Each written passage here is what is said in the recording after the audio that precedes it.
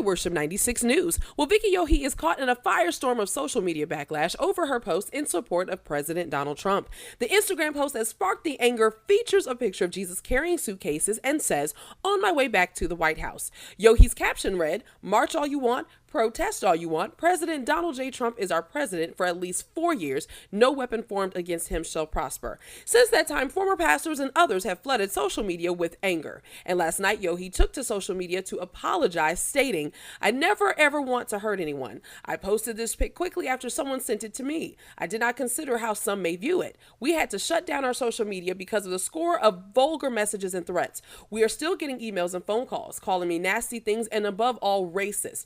Their goal is to ruin me. We have churches calling to cancel ministry dates and thousands of people saying they will never buy the music again. I know who I am and I am not racist." We want to know what your thoughts are. This is Tamika Hall for I Worship 96 News.